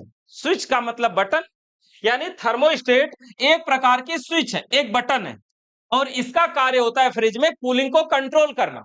मतलब फ्रिज अगर हमारी चल रही है, ठंडा कर रही है, और ठंडा करते करते बहुत अधिक ठंडा कर दे रही है, तो ऑटोमेटिक सप्लाई को कट करने का काम ये थर्मोस्टेट स्विच करेगी। यानी फ्रिज जरूरत से ज्यादा ठंडा ना कर दे, उसके लिए यह थर्मोस्टेट स्विच लगा होता है। थर्मोस्टेट स्विच में ऐसे पीछे की साइड में एक पूंछ होती है। थर्मोस्टेट का ये सेंसर कॉइल भी इसको हम बोल सकते हैं, एक थर्मोस्टेट की पूंछ होती है। इसके अंदर एक गैस होती है, जिस गैस का नाम होता है SO2, यानी कि सल्फर डाइऑक्साइड। सल्फर डाइऑक्साइड एक गैस होती है, और इस गैस की क्वालिटी ये होती है कि ये गैस थोड़ी सी गर्मी पाके जल्दी से गर्म हो जाती है, और थोड़ी सी ठंडक पाके जल्दी से ठंडी भी हो जाती है। मतलब जल्दी गर्म और जल्दी ठंडा ये गैस होती है। क्या है? ये स्विच है, और कोई भी स्विच हो, स्विच में तार जोड़ने के लिए 2 ही पॉइंट होते हैं ना, एक से इन करवाना, दूसरे से आउट करवा लेना। ये वन वे स्विच के जैसा है। समझिए जैसे यहाँ पे एक बल्ब है, और ये बल्ब है इस तरह का, जैसे समझिए, और ये न्यूट्रल फेस, सीरीज का ही बल्ब मान लेते हैं। एक तार को यहां रखें और इसका जो दूसरा तार है वो यहां रखें। अगर ये स्विच को दोनों पॉइंट को आपस में टच कराए तो ये बल्ब जलेगा क्या? देखिएगा इसमें, अगर ये स्विच इन दोनों पॉइंटों को आपस में टच कराए तो ये बल्ब जलेगा। इसको हम यहां से फिर से जोड़ देते हैं सही से, ये ऐसे है, ऐसे। इस समय ये बल्ब जलेगा नहीं, जलेगा ना। अब करना क्या है ये समझिए कि ये स्विच के दो पॉइंट होते हैं। इस स्विच में ऐसे ही दो पॉइंट होते हैं, एक से इन करवाते हैं, दूसरे से आउट करवाते हैं, और ये जहां पे बल्ब लगा है यहां पे कंप्रेसर लगा होता है। आप मतलब ये मान लीजिए कि ये कंप्रेसर, ये कंप्रेसर होता है। यानी अगर स्विच ऑन है तो कंप्रेसर चलेगा, स्विच बंद है तो कंप्रेसर बंद रहेगा, यही होगा। इसमें होता क्या है, इसके अंदर यहां पर देखिए ऊपर की साइड में पत्तियां लगी होती हैं। यहां पे ऐसे एक पत्ती लगी होती है इस तरह से, ये है समझिए कापर की पत्ती, पीतल की मान सकते हैं। इस तरह से ये पत्ती है, मतलब ऐसी पत्ती है जिसमें विद्युत का संचार होता है। अब इसका संपर्क, ये जो दोनों पॉइंट है इनपुट आउटपुट, इसका संपर्क एक से है और दूसरी साइड का संपर्क दूसरे से। इसका ये भी मतलब हुआ अगर ये दोनों टच हो जाए तो भी वो बल्ब जलेगा, यही ना हुआ। अगर ये दोनों टच हो जाए तो भी वो बल्ब जलेगा। फिर क्या होता है, इसके अंदर लगे होते हैं इस प्रकार से स्प्रिंग, और स्प्रिंग के नीचे एक पत्ती लगी होती है इस तरह से। एक स्प्रिंग होती है और स्प्रिंग के नीचे एक पत्ती होती है, और स्प्रिंग और पत्ती का नाम होता है बेलोज व डायफ्राम। इसका नाम होता है बेलोज व डायफ्राम नाम की एक इसमें पत्ती लगी होती, बेलोज व डायफ्राम नाम की एक पत्ती लगी होती। और इसका काम क्या होता है, अब ये जो थर्मोस्टेट की पूंछ है ना, ये पूंछ फ्रिज में एवापोरेटर से सटी होती है। एवापोरेटर जानते हैं ना, एवापोरेटर जानते हैं ना, एवापोरेटर का कार्य क्या होता है, ठंडा करना। फ्रिज में कौन सा भाग ठंडा होता है, एवापोरेटर, फ्रीजर या कूलिंग कॉइल के नाम से भी इसी को जानते हैं। ये एवापोरेटर है जो फ्रिज में ठंडा करता है, और फ्रिज जब ठंडा होती है का मतलब एवापोरेटर ठंडा होता है। और एवापोरेटर में ये जो थर्मोस्टेट की पूंछ है ये उसमें सटी होती है, खाली टच होती है, किसी प्रकार का जोड़ नहीं है, किसी प्रकार का बेल्डिंग नहीं है, केवल उसमें टच है। और टच होने के कारण जब एवापोरेटर ठंडा होगा तो पूंछ भी ठंडी होगी ना, और जब पूंछ ठंडी होगी तो पूंछ के अंदर जो गैस है SO2 वो भी ठंडा होगा। और SO2 की क्वालिटी बताए कि जो कम हल्का सा ठंडक पाता है तो बहुत ज्यादा ठंडा भी हो जाता है और जल्दी से गर्म भी हो जाता है। तो जब ये पूंछ ठंडी होगी तो इसके अंदर की गैस ठंडी होगी SO2, और जब गैस ठंडी होती है इसका संपर्क यहां से इस स्प्रिंग पे पड़ता है, और जब स्प्रिंग पे पड़ता है तो ये स्प्रिंग सिकुड़ने लगती है, और जब स्प्रिंग सिकुड़ती है तो ऐसे ऊपर जाती है, और ऊपर जाती है तो नीचे से सप्लाई कट हो जाती है, और सप्लाई कट हो जाती है ये मोटर बंद हो जाता है। और फिर जब नॉर्मल होता है सब कुछ, टेम्परेचर धीरे धीरे नॉर्मल होने का मतलब यह है कि कंप्रेसर बंद रहेगा तो गैस का संचार नहीं होगा, गैस का संचार नहीं होगा तो फ्रिज ठंडा नहीं होगी, ठंडा नहीं होगी तो धीरे धीरे नॉर्मल होगा, एवापोरेटर नॉर्मल होगा, पूंछ नॉर्मल होगी, गैस नॉर्मल होगी, धीरे धीरे ये स्प्रिंग फिर से नीचे आती है, और नीचे आते आते एक समय आएगा फिर से नीचे आकर के निचले पॉइंट में टच हो जाएगी, और टच हो जाएगी तो हमारा कंप्रेसर मोटर फिर से स्टार्ट हो जाएगी। समझ रहे हैं क्या, यानी थर्मोस्टेट का कार्य क्या है, कूलिंग को कंट्रोल करना। थर्मोस्टेट में क्या लगा होता है जो कूलिंग को कंट्रोल करता है, कौन सी पत्ती लगी होती है जो कूलिंग को कंट्रोल करती है, बेलोज व डायफ्राम। कौन सी होती है, बेलोज व डायफ्राम। कौन सी होती है, बेलोज व डायफ्राम नाम की पत्ती लगी होती है जो कूलिंग को कंट्रोल करने का काम करती है। समझ पाए इस थर्मोस्टेट को। थर्मोस्टेट में तार जोड़ने के लिए दो पॉइंट है, एक से इन दूसरे से आउट करवाना है, किसी से इन किसी से आउट कराया जा सकता है। अच्छा ऐसा तो नहीं समझ रहे, नहीं फ्रिज में हमें बहुत ज्यादा ठंडा करवाने की जरूरत पड़ती होगी, ऐसा नहीं ना है। कोई चीज नहीं तो रख देंगे, सोचो कि उसमें पानी रख दिया वो जम जम के मिल रहा है हर बार, तो पियेंगे कैसे। रसगुल्ला रखे ठोस बना दिया, फोड़ के खाएंगे कैसे, है ना। दाल रखे जमा दिया उसी में, कैसे खाएंगे, पीस पीस बांटना पड़ेगा। चावल रखे वो भी जम गया, तो इतना भी तो हमें नहीं ठंडा करवाना होता है ना, एक लिमिट में ठंडा करवाना होता है। उसके लिए लगाते हैं हम ये थर्मोस्टेट स्विच, और इसका कार्य होता है कूलिंग को कंट्रोल करना। अब थर्मोस्टेट स्विच कार्य कैसे करती है, एक से इन दूसरे से आउट करवाने के बाद कंप्रेसर में सप्लाई जाती है, और इसमें होता क्या, थर्मोस्टेट में एक पूंछ होती है जिसमें SO2 गैस होती है। ये पूंछ एवापोरेटर में टच होती है, एवापोरेटर में सटी होती है, और सटी होने के कारण जब फ्रिज ठंडा करती है तो एवापोरेटर ठंडा होता है, एवापोरेटर ठंडा होता है तो पूंछ ठंडी होती है, पूंछ ठंडी होगी तो गैस ठंडी होगी, गैस ठंडी होगी तो स्प्रिंग पे प्रभाव डालेगी, और स्प्रिंग पे प्रभाव डालेगी तो स्प्रिंग सिकुड़ेगी, और सिकुड़ेगी तो सप्लाई कट होगा, और कट होगा तो कंप्रेसर बंद होगा, बंद होगा तो गैस का बहाव रुकेगा और फ्रिज ठंडा नहीं करेगी। फिर से टेम्परेचर नॉर्मल होगा। जब सब नॉर्मल हो जाएगा तो फिर से स्प्रिंग धीरे धीरे नॉर्मल आएगी और जैसे ही नीचे आके फिर से टच होगी फिर से कंप्रेसर चालू हो जाएगा। मतलब इसको देख रेख करने की जरूरत नहीं है, एक बार जितना आप कूलिंग चाहते हैं सेट करके छोड़ दीजिए, उतने कूलिंग पे ये हमेशा मेंटेन रखेगी। उससे ज्यादा होगा तो बंद हो जाएगी, कम होगा तो चालू हो जाएगी। ये प्रक्रिया इसकी काम करती रहेगी। क्लियर है? हाँ, अगर थर्मोस्टेट की पूंछ टच नहीं है, जैसे अगर कोई फ्रिज आपके पास बनवाने के लिए ले आया और बोला हमारी फ्रिज है जो बहुत ज्यादा ठंडा कर रही है ना, बहुत ज्यादा ठंडा कर रही है, तो क्या खराब हो सकता है उसका? थर्मोस्टेट। अगर कह रहा है कि नहीं हमने तो थर्मोस्टेट नया लगवा लिया फिर भी ज्यादा ठंडा कर रही है, अब क्या खराब है? पूंछ टच नहीं होगी। जब ये पूंछ टच नहीं रहेगी तो इधर बर्फ जम जाए चाहे आग लग जाए, इसको क्या फर्क पड़ता है? पता नहीं चलेगा इसको गर्म है कि ठंडा है। यानी जब सेंस करने वाला जो सेंसर है वही काम नहीं कर रहा है, वही टच नहीं है, वही संपर्क में नहीं है, ये स्प्रिंग कहां से सिकुड़ेगी? मतलब ये काम नहीं करेगा अगर टच नहीं रहेगा तो, यानी टच होना जरूरी। ठीक है? थर्मोस्टेट का थर्मोस्टेट की पूंछ को एवापोरेटर में टच होना जरूरी है, केवल सटा होता है, कोई ज्वाइंट वगैरह नहीं, खाली उसके करीब है, उससे सटा हुआ है बस। उससे जितना अगर मान लो कि एवापोरेटर यहां और थोड़े से दूर पे है तो आप ये मान लीजिए कि क्या अगर थोड़ा सा ही दूर है तो फिर ये कट करेगी कि नहीं करेगी? अगर ऐसे माइंड में सवाल आ रहे हैं तो सोच के देखिए कि जितना कूलिंग इसके तक पहुंचेगी ये उतने को सेंस कर पाएगी ना। तो थोड़ा सा दूर रहने पे भी कट कर सकती है, लेकिन हो सकता है कि आपकी सेटिंग 1 पर हो और कूलिंग 2 के बराबर हो तब ये कट करेगी। यही होगा, क्योंकि जितनी कूलिंग इसके पास तक पहुंचेगी उतना ही तो ये पूंछ को बताएगी, यहाँ थर्मोस्टेट स्विच को पता चलेगी और ये कंप्रेसर को उसी हिसाब से तो कंट्रोल करेगा ना। ये थर्मोस्टेट स्विच है जो कूलिंग को कंट्रोल करने का काम करता है। एक पॉइंट से सप्लाई को इन, दूसरे से आउट करवाते हैं, किसी से इन किसी से आउट करा सकते हैं। ठीक है? यहां तक थर्मोस्टेट स्विच इलेक्ट्रिकल में है, ये थर्मोस्टेट स्विच है। ठीक है?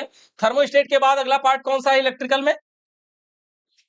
थर्मोस्टेट स्विच के बाद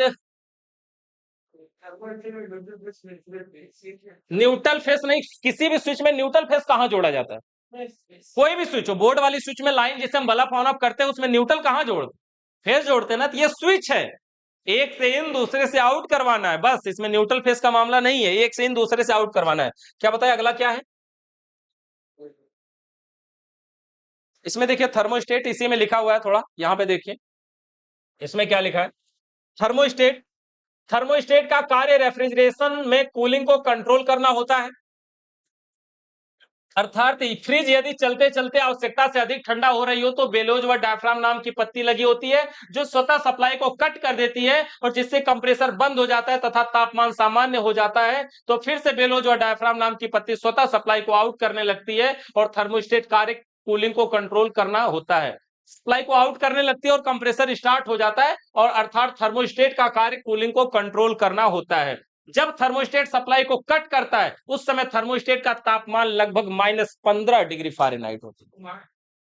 क्या बता रहे? यहां तक हो गया, ये -15 डिग्री लगभग होता है। अब देखिए ये थर्मोस्टेट स्विच में डायग्राम में भी यहां पर भी हमने वैसा बनाया है। अब बात यह है कि ये घुमाने पे कैसे काम करता है, मतलब कैसे इसको पता चलता है, एक खटका, दो खटका, तीन खटका की बात है। इसको ऐसे समझ सकते हैं जैसे देखिए ये बीच का पॉइंट है थर्मोस्टेट स्विच में, ये बेलोज व डायफ्राम नाम की पत्ती है इसमें, ऐसा नहीं कि हटा दिया हमने, लगा है। इसमें है क्या, ये बीच में स्विच हमें ऐसे रोटरी दिखती है और हम इसको घुमाते हैं, एक खटका, दो खटका, तीन खटका। पहले खटके पे कम कूलिंग होती है, दूसरे खटके पे ज्यादा कूलिंग होती है, तीसरे पे और ज्यादा, चौथे पे और ज्यादा, यही होता है ना। अब समझिए इसके अंदर होता क्या है ना कि इसके अंदर स्प्रिंग होती है। स्प्रिंग समझिए, यहां पे जो बेलोज और डायफ्राम नाम की स्प्रिंग है, देखिए यहां से ऐसे होती है और नीचे आकर के इसमें ऐसे स्प्रिंग होती है और स्प्रिंग आकर के यहाँ पे ऐसे नीचे टच नहीं है। मान लीजिए हमने इसको टच नहीं किया है लेकिन इसको करीब लाके छोड़ा है, टच नहीं है, बंद है। जब बंद, अगर टच नहीं है का मतलब बंद है। अब इसको हमने एक खटका चालू किया, एक खटका एक नंबर पे किया और जैसे ही एक नंबर पे किया तो ये स्प्रिंग आके थोड़ा सा टच हो गई, टच हो गई। अब अगर ये स्प्रिंग थोड़ा सा टच है तो जब फ्रिज ठंडा करेगी तो ये स्प्रिंग थोड़ा सा ही सिकुड़ेगी तो छोड़ भी देगा। ऐसे समझिए जैसे चूड़ी के जैसा इस समय बच्चों का खेलने वाला आ रहा है मेला में, ऐसे देखिए कुछ ऐसा स्प्रिंग जैसा हो। अब अगर ऐसा कुछ भी है, मान लीजिए ऐसा स्प्रिंग है, इतनी बड़ी स्प्रिंग है जो हम अगर यहां पकड़े हैं तो नीचे हाथ तक टच है, अगर इसको थोड़ा सा ही नीचे करे तो थोड़ा सा ही उठाएंगे तो छूट भी तो जाएगा। ऐसे नीचे किए तो टच हो गया, इतना उठाए तो छूट गया। ये 1 नंबर है मान लीजिए, ये 2 नंबर है। अगर 2 नंबर पे रखे तो अब ये ज्यादा सिकुड़ेगा तब ना कट करेगा। अगर ये 3 नंबर है, अब ये इतना सिकुड़ेगा तब ना कट करेगा। अगर ये 4 नंबर है तो पूरा इतना सिकुड़ेगा तब ना वहां से छोड़ेगा। समझ रहे हैं क्या? जितना ज्यादा उसमें दब के स्प्रिंग टच होगी, उतना ज्यादा स्प्रिंग सिकुड़ेगी, तब देर में कट होगा। मतलब थर्मोस्टेट के स्विच बढ़ाने का यह मतलब नहीं है कि फ्रिज तेजी से ठंडा करेगी, ऐसा नहीं है। बस ये है कि तेजी में मतलब देरी में कट करेगी, उसका यह मतलब है। जैसे अगर एसी चलाते हैं कमरे में ना, बोलेंगे कि कम टेम्परेचर करो, जल्दी से हम ज्यादा ठंडा चाहिए, ऐसा नहीं होता है।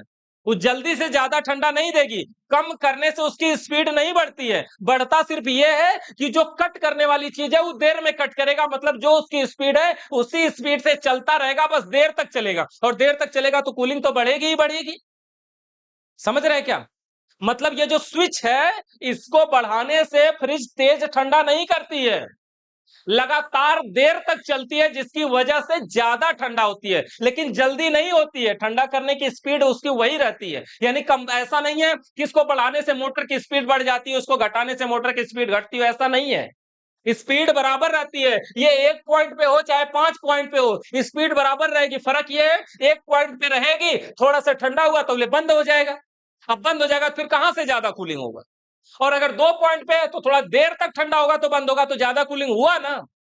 तेज नहीं हुआ, देर तक करने की वजह से ज्यादा कूलिंग हुआ। समझ रहे हैं ना डिफरेंट क्या बोल रहे हैं? मतलब देर तक लगातार कोई भी चीज हो, देर तक चलने की वजह से, जैसे अगर गाड़ी है, कोई चला के कहीं जा रहे हैं, मान लो कि हम तेजी से चला के जा रहे हैं, तो तेज ये स्पीड हम घटा बढ़ा उसमें सकते हैं, इसमें स्पीड नहीं घटती बढ़ती। स्पीड फिक्स है कि हम इतना ही चल सकते हैं 40। अब चाहे आप पहला गियर लगाओ तो भी हम 40 से चलेंगे, दूसरा लगाओ तो भी 40 से चलेंगे, तीसरा लगा दो तो भी 40 से चलेंगे। फर्क ये है, आप इसको दूरी समझिए कि पहला लगाएंगे तो 1 किलोमीटर जाके बंद हो जाएंगे, दूसरा लगाएंगे तो 2 किलोमीटर तक जाके बंद होंगे, तो ज्यादा दूर पहुंचा ना। और ज्यादा देर तक जब चलेगा तो ज्यादा ठंडा होगा, कम समय तक चलेगा तो कम ठंडा होगा, उसका ये मतलब हो। ठीक है यहां तक? हाँ, इसके अंदर एक बटन भी होता है बीच में, इस बटन का नाम होता है डिफ्रॉस्ट बटन। इस बटन का नाम होता है डिफ्रॉस्ट बटन। ठीक है? एक चीज और समझते हैं, ये डिफ्रॉस्ट बटन को समझने से पहले हमें यह समझना पड़ेगा कि जो इसमें रिले था, रिले, पीटीसी रिले, ये जो रिले है, अगर इससे हम कंप्रेसर को, जैसे ये वायरिंग हुई है, हमने न्यूट्रल की सप्लाई कॉमन में दिया, फेस की सप्लाई यहां दाहिने साइड में रनिंग में दिया दिया मोटर को हमने चालू कर दिया, कंप्रेसर इस समय चल रहा है। अगर किसी कारण से लाइट कट गई, कटी और तुरंत दोबारा आ गई, तो क्या यह कंप्रेसर दोबारा चलेगा? नहीं चलेगा। क्यों? क्योंकि सिरेमिक डिस्क गर्म है ना। अब ये ठंडा होगी तब तो दोबारा साठ मारेगी। और लाइट कट के अगर आ गई और अगर ये तुरंत नहीं चलेगा तो होगा क्या जानते हैं? कंप्रेसर गर्म होगा। और अगर कंप्रेसर गर्म हुआ तो कंप्रेसर को बचाने के लिए यहां पे ओएलपी लगी रहती है, ओएलपी सप्लाई को कट कर देती है। और अगर ओएलपी ने एक बार सप्लाई को कट किया तो कम से कम 10 से 15 मिनट तक उसको बंद रखेगी, 15 मिनट बाद वापस सप्लाई देगी। और 15 मिनट बाद जब सप्लाई आएगी तब तक ये भी नॉर्मल हो जाएगा, ये भी नॉर्मल हो जाएगा, यानी 15 मिनट बाद कम से कम हमारी फ्रिज दोबारा चालू होगी। यानी अगर फ्रिज चल रही है, लाइट कट के आ गई, तो हमारी फ्रिज दोबारा चालू होने में कम से कम 15 मिनट का समय लेगी। ठीक है ना? यानी अगर लाइट कट के दोबारा आई तो हमारी फ्रिज दोबारा चालू होने में कम से कम 15 मिनट का समय लेगी। क्यों लेगी? क्योंकि ये समझ गया ना, सिरेमिक डिस्क पहले जब गर्म थी, दोबारा तुरंत शॉर्ट नहीं मार सकती, इसलिए यह तुरंत नहीं चालू होता है। अब आते हैं थर्मोस्टेट वाले पॉइंट पे। ये जो थर्मोस्टेट है, इसमें जो अंदर एक बटन है डिफ्रॉस्ट बटन जिसको हम बोल रहे हैं, इसी के बीच में दबाने वाली बटन होती है, ऐसे टीप सकते हैं इसको। फ्रिज का बॉडी अगर खोलेंगे, गेट खोलेंगे, वहां एक स्टिकर लगा होता है, उस पर यह लिखा होता है कि फ्रिज में एवापोरेटर के बर्फ को पिघलाने के लिए डिफ्रॉस्ट बटन को दबाएं। यानी कि अगर उसके एवापोरेटर में, फ्रीजर में बर्फ जम जाती है तो चाकू से ना निकालें, उसकी बटन को दबाएं। इसमें दिया है बटन कि उस बटन को दबाएं, बर्फ पिघल जाएगी।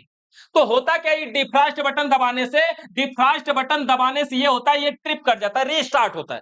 कुल मिला के बटन जब दबाएंगे तो ये किट से आवाज करेगा और सप्लाई कट हो जाएगी, और जैसे ही छोड़ेंगे तो फिर से सप्लाई चालू हो जाएगी। ये कट हुआ और चालू हो गया। ठीक है? जैसे ही दबाया कट हुआ और वापस छोड़ा चालू हो गया। चालू तो हो गया, लेकिन अगर ये कट होके चालू हुआ तो आगे जो कंप्रेसर के पास रिले लगाए, सिरेमिक डिस्क लगाए, वो चालू नहीं होने देगा उसको। इसने तो सप्लाई दे दिया तुरंत, यानी ये कट किया, मतलब समझिए डिफ्रॉस्ट बटन दबाओ चाहे इसको बंद करके चालू कर दो, दोनों बात एक ही है। यही है ना रिस्टार्ट का मतलब। तो होगा क्या, जैसे यहां से डिफ्रॉस्ट बटन दबाएंगे सप्लाई कट होगी, दोबारा देगी, कंप्रेसर मोटर स्टार्ट नहीं होगा। नहीं होगा तो क्या होगा, 15 मिनट के लिए फ्रिज बंद रहेगी। 15 मिनट के लिए अगर फ्रिज बंद है तो क्या होगा, 15 मिनट में तो अपने आप है बर्फ पिघल जाएगी। जब फ्रिज नहीं चलेगी तो बर्फ पिघलेगी ही ना, तो बर्फ पिघल जाती है। इसलिए बोलते हैं कि इस बटन को दबाने से बर्फ पिघलती है। होता क्या है, रीस्टार्ट होता है। रीस्टार्ट होने से क्या होता है, यहां पे रिले लगा है, जो रिले दोबारा तुरंत स्टार्ट नहीं मार सकता, इसलिए कंप्रेसर तुरंत नहीं स्टार्ट होता है। नहीं स्टार्ट होता है मतलब 15 मिनट बाद स्टार्ट होता है, तब तक बर्फ पिघल जाती है। समझ रहे हैं क्या? तो ये होता है इसके बीच में डिफ्रॉस्ट बटन। ठीक है, इसके बाद यहां पर देखते हैं अगला हमारा क्या है। इसमें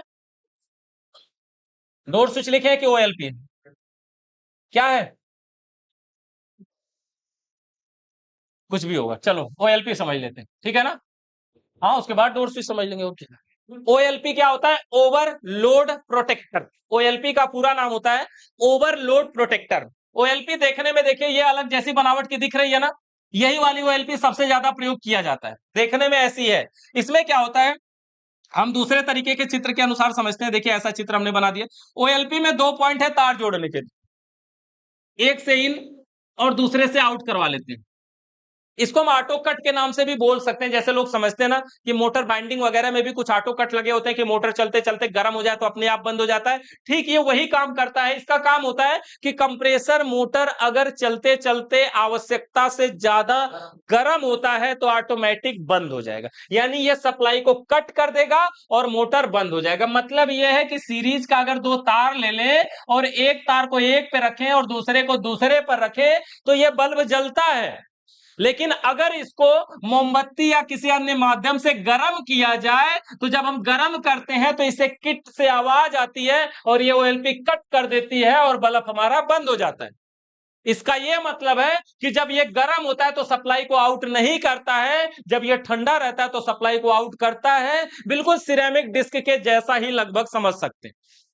उसमें भी तो यही था ना कि जब वो ठंडा था तो शॉर्ट मार रहा था, जब वो गर्म हुआ तो शॉर्ट नहीं मार रहा है। इसमें भी यही है, जब तक ये ठंडा रहेगा तो ये सप्लाई को आउट करता रहेगा, जैसे ही गर्म होगा सप्लाई को आउट नहीं करेगा। लेकिन उसमें था, सिरेमिक डिस्क में था, सप्लाई जाने की वजह से गर्म हो रहा था, और ये सप्लाई जाने से नहीं गर्म होता है। जो जहां लगा है वो चीज गर्म है तो गर्म होगा ये, मतलब सप्लाई जाने से गर्म नहीं होता है। मतलब इसमें लाइट चाहे 24 घंटा महीनों लगातार चलती रहे तो भी अपने से गर्म नहीं होगा। गर्म ये होगा कि ये जिसमें लगा है वो चीज गर्म है तो ये उसमें सटा है, इसलिए ये भी गर्म होगा।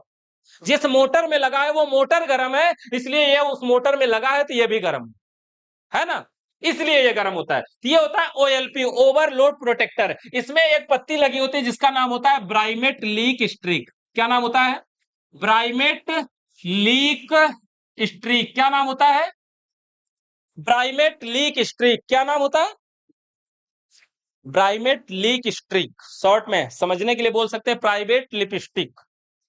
क्या, ब्राइमेट लीक स्ट्रिक, मिलता जुलता नाम है ना, याद हो जाएगा ऐसे। क्या नाम है इसका, प्राइमेट लीक स्ट्रिक। ओएलपी में कौन सी पत्ती लगी होती है, प्राइमेट लीक स्ट्रिक। थर्मोस्टेट में कौन सी पत्ती लगी होती है, पेलोज व डायफ्राम। रिले में कौन सी पत्ती लगी होती है ओपन टाइप में, प्लंजर। पीटीसी रिले में क्या लगा होता है जो शॉर्ट मारता है, सिरेमिक डिस्क। ठीक है, ये हमारा हो गया रिले ओएलपी। ओएलपी के बाद यहां पर देखते हैं ओएलपी के बारे में कुछ लिखा है, इसको समझ लेते हैं कि क्या लिखा है ओएलपी में। ओएलपी में देखिए लिखा है, ओएलपी का कार्य, जब कंप्रेसर मोटर चलते चलते आवश्यकता से अधिक गर्म होता है तो ओएलपी स्वतः सप्लाई को कट कर देती है, तथा जब कंप्रेसर का तापमान सामान्य होता है तो ओएलपी स्वतः सप्लाई को आउट करने लगती है। इसमें एक ब्राइमेट लीक स्ट्रिक नाम की पत्ती लगी होती है और यही पत्ती हीटिंग को कंट्रोल करती है तथा साथ ही सप्लाई को एक पॉइंट से इन दूसरे पॉइंट से आउट करवा लेते हैं। अर्थात ओएलपी का कार्य कंप्रेसर को अधिक गर्म होने से बचाना होता है, अन्यथा कंप्रेसर गर्म होकर खराब हो सकता है। ठीक है, अब यहाँ का OLP जो ये वाली OLP है, देखिए देखने में कैसी है, ये वाला जो पत्ती दिख रही है इसी में सप्लाई को इन करवाया जाएगा और ये जो छिद्र दिख रहा है यही कॉमन में खोस दिया जाएगा, यानी कॉमन में खोस करके एक सप्लाई जोड़ देना है, बस ये चालू। ठीक है, तो इस तरह की होती है हमारी OLP। OLP के बाद अगला पार्ट हमारा क्या है, डोर स्विच। अब समझते, डोर स्विच क्या होता है। फ्रिज में लगने वाली एक स्विच है जिसे डोर स्विच बोलते हैं। इसका काम यह होता है कि जैसे ही दरवाजा खोलेंगे बल्ब जल जाता है, दरवाजा बंद करते ही बल्ब बंद हो जाता है, यही होता है। फ्रिज का गेट खोलते ही बल्ब जल जाता है। फ्रिज में बल्ब लगाना जरूरी है, जरूरी है ना, नहीं लगाएंगे तो फिर पता चला इधर से कुछ डालने के लिए हाथ निकाले कहीं और हाथ जा रहा है, पहले से सांप उपा के उसमें कहीं से काट उठ के बैठा हो, है ना, कुछ भी हो, चावल निकालने गए दाल में हाथ डाल दिए, पता चला बाद में धुलना पड़ेगा। तो कई काम है, कुल मिला के बल्ब लगा होना जरूरी है। बल्ब को ऑन ऑफ करने के लिए बार बार फ्रिज खोले और बटन लगाए तो ये भी नहीं ठीक है। कुल मिला के ऑटोमेटिक सिस्टम है कि दरवाजा खोलते ही बल्ब जल जाएगा, दरवाजा बंद करते ही बल्ब बंद। इसमें होता क्या है, इसमें लगी होती है एक स्विच, जिस स्विच को हम बोलते हैं डोर स्विच। ये स्विच ऐसी होती है, इसकी बनावट को समझिए ऐसे, ये डोर स्विच है। इसमें तार जोड़ने के लिए 2 पॉइंट होते हैं, सभी स्विचों में तो 2 ही होते हैं ना, क्या 2 पॉइंट है ना, कोई भी स्विच हो सभी में तार जोड़ने के लिए 2 ही पॉइंट होते हैं।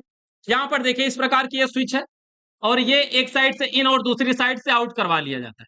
ठीक है, ऐसे यहां पर एक बल्ब बना देते हैं और सीरीज का ये तार रख देते हैं, एक को एक पर रखा, दूसरे को दूसरे पर रखा। अगर ये दोनों टच हो जाए तो बल्ब जलने लगेगा ना, अगर ये दोनों टच हो जाए तो बल्ब जलने लगेगा। इसमें है क्या, देखिए इसमें होता है ना, अंदर की साइड में इसमें यहां पे स्प्रिंग लगी होती है, ऐसे ऐसे अंदर की साइड में यह स्प्रिंग लगी होती है और इसके आगे की साइड में स्प्रिंग के आगे इसमें पत्ती लगी होती है।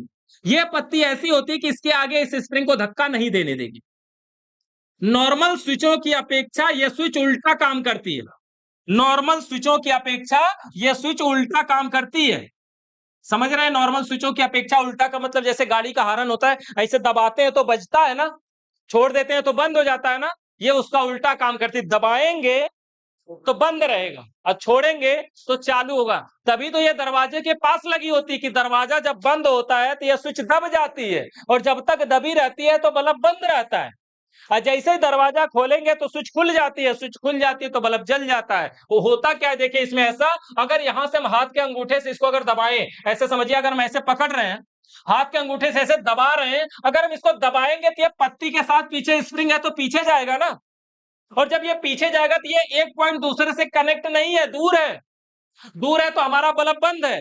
और जैसे ही दरवाजा खोलेंगे मतलब अंगूठे को हटाएंगे, ये पीछे स्प्रिंग लगी, स्प्रिंग उसको धक्का देगी, धक्का देगी तो कितना आगे जाएगा, वहीं तक तो जाएगा जहां तक ये पत्तियां रोक ना ले। जब ये पत्ती रोक लेगी का मतलब ये आकर के इसमें टच हो जाएगी, इधर इसमें टच हो जाएगा, ये सप्लाई यहां से निकल के इसमें पहुंचने लगेगी और बल्ब हमारा ऑन हो जाएगा।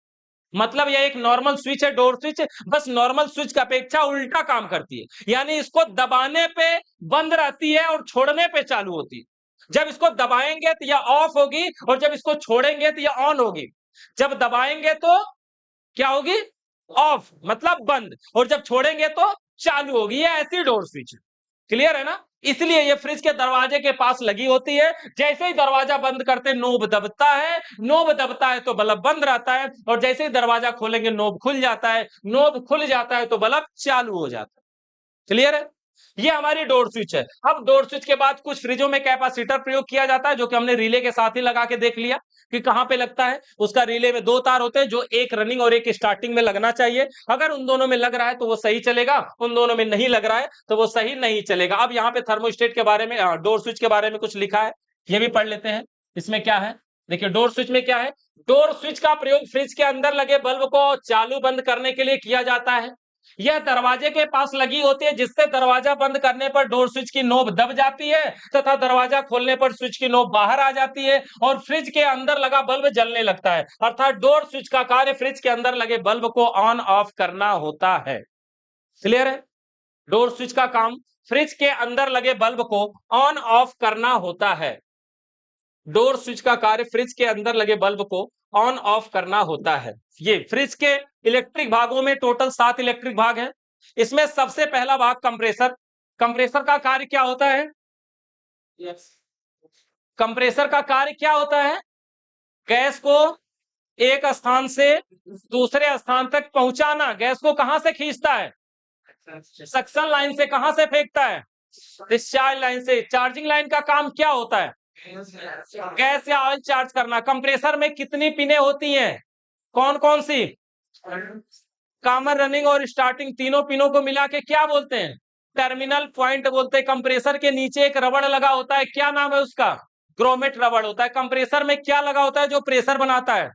पिस्टन और सिलेंडर। क्या लगा होता है? पिस्टन और सिलेंडर किस धातु के बने होते हैं? उच्च श्रेणी के कास्ट आयरन के बने होते हैं, जिसपे एक पॉलिश की गई होती है, निकेल पॉलिश। इसी की वजह से उसमें वो स्लिप कर पाते हैं, इसी की वजह से ऊपर नीचे बढ़िया से वो काम कर पाते हैं। रिले, हमारा रिले मुख्य रूप से 3 प्रकार के हमने समझा। Open type relay, box type relay और PTC relay. Open type relay देखने में कैसा होता है? उसकी बाइंडिंग ऊपर से दिखाई देती है, इसलिए उसे ओपन टाइप रिले बोलते हैं। ओपन टाइप रिले में क्या लगा होता है जो साट मारता है? प्लंजर नाम की पत्ती लगी होती है। कहां से कहां साट मारती है? रनिंग से स्टार्टिंग में साट मारती है। बॉक्स टाइप रिले में अलग से ओएलपी लगाया जाता है कि नहीं? नहीं लगाया जाता, क्योंकि उसमें अंदर ओएलपी पहले से लगी होती है। सबसे ज्यादा प्रयोग होने वाला रिले कौन सा हमारा? PTC relay. पीटीसी का पूरा नाम क्या है? Positive temperature coefficient. पीटीसी का पूरा नाम positive temperature coefficient. PTC relay में क्या होता है जो साट मारता है? Ceramic disc. सिरेमिक डिस्क क्या है? कोई पत्ती नहीं है जो साट मार के हट जाती है, वो ऐसी चीज है जो साट तो हमेशा रहती है। फर्क ये है कि जब वो गर्म होती है तो सप्लाई को आउट करना बंद कर देती है, बस फर्क उसमें ये है ना? तो पीटीसी रिले होता है हमारा सबसे ज्यादा प्रयोग होने वाला। रिले में किस किस पिन रिले के साथ कैपेसिटर का प्रयोग किया जा सकता है? 3 और 4। 3 पिन और 4 पिन रिले के साथ कैपेसिटर का प्रयोग किया जा सकता है। थर्मोस्टेट का कार्य क्या होता है? कूलिंग को कंट्रोल करना। मतलब फ्रिज अगर चलते चलते आवश्यकता से अधिक ठंडा कर रही है तो ऑटोमेटिक सप्लाई को कट कर देगा, यही ना? थर्मोस्टेट में क्या लगा होता है जो कूलिंग को कंट्रोल करता है? पेलोज व डायफ्राम नाम की पत्ती लगी होती है जो कूलिंग को कंट्रोल करती है। थर्मोस्टेट के बीच में एक बटन दबाने वाली होती है, उस बटन का क्या नाम होता है? Defrost button. क्या नाम होता है? Defrost button. उस बटन को दबाने से क्या होता है?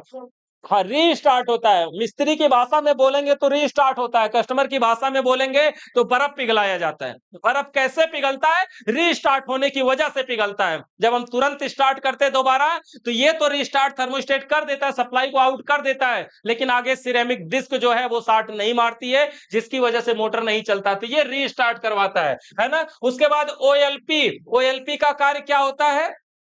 ओएलपी का पूरा नाम क्या है?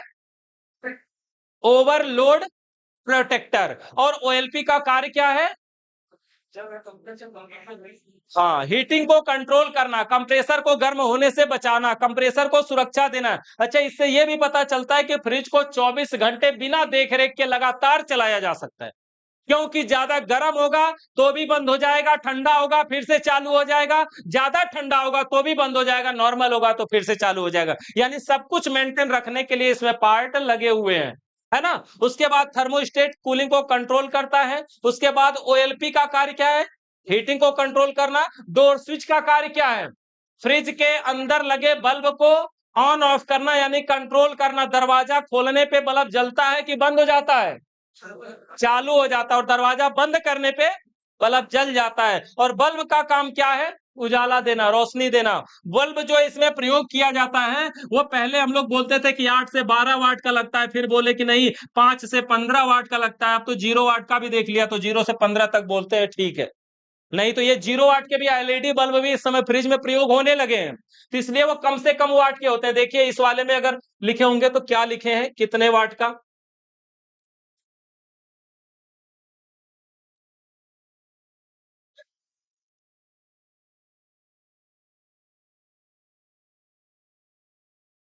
ये देखिए डोर स्विच और ये बल्ब। डोर स्विच यही है, दो पिन है, एक से इन दो से आउट करवा लेना। ये नोब निकला है जो दबाने पे दब सकता है, ये दरवाजे के पास लगा होता है। बल्ब क्या लिखा है, फ्रिज के अंदर रखे सामान को देखने के लिए बल्ब का प्रयोग किया जाता है। अधिकतम फ्रिजों में चूड़ीदार बल्ब का प्रयोग किया जाता है, का मतलब समझ रहे हैं ना, गाड़ी का हेडलाइट वाला जो बल्ब होता है उसी के जैसा होता है। और फ्रिज में प्रयोग होने वाला बल्ब, इसमें 5 से 15 वाट है ना, अब 0 वाट के भी बल्ब लगने लगे हैं, तो अब कम से कम वाट भी हो सकता है। ठीक है, तो ये होता है हमारे फ्रिज के अंदर लगा हुआ बल्ब। ठीक है, फ्रिज में ये होता है बल्ब जो उजाला देने के लिए प्रयोग किया जाता है। ठीक, अब बताइए इलेक्ट्रिक भागों में जो अभी समझे हैं, इलेक्ट्रिक का छोड़िए, मैकेनिकल से शुरू करते हैं।